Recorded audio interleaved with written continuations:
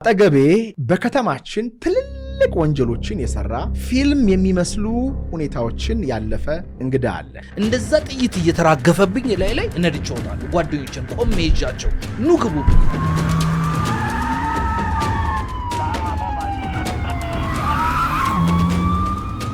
በማዳበሪያ ይዘው ነበር አንዱ ባንክ ቅርንጫፍ የምታዞረው ቀልድ በጥፊ ብዬ አውርጄ መኪናን ይዤ እሄዳለሁ። በሞተር ተከብቤ ነው የምሄደው። እኔ በመኪና ነኝ። ጠዋት የነዳሁትን ከሰዓት አልነዳሁም፣ ከሰዓት የነዳሁትን ማታ አልነዳሁም። ምክንያቱም ፋውል ነው። እኔ ጥይት ነበር የሚገለኝ። I was definitely sure 4 ጎማዬን በጥይት መጥቶት በሸርኬ ነበር ማመልጣቸው። ማይሆን ሲቹዌሽን ላይ ማይሆን ስራ ተበላሸ።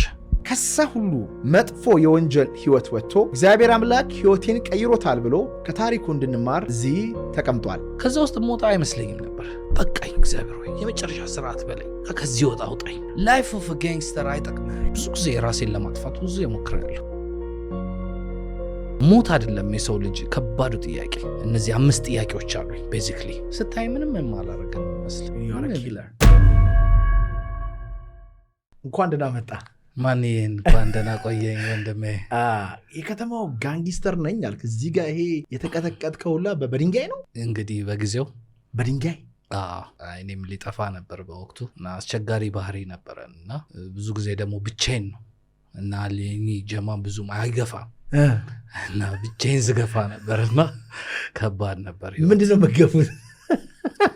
ህዝቡን ነው ዱርዬን እንገፋው ነበር ማለት ከዚህ ከ23 ቀበሌ ጀምረን እስከ ብራስ ሆስፒታል ድረስ እንነዳ ነበር ብዙ ጊዜ። አንተ የት ቀበሌ ነህ? እዚሁ አንተው ሰፈር። አረታው ይሄ እዚህ ጋር ምን ነበር ይባላል? ኬክ ቤት ፊት ለፊት አፓርታማ። በጣም አስቸጋሪ ሰፈር ነበር አይደለ?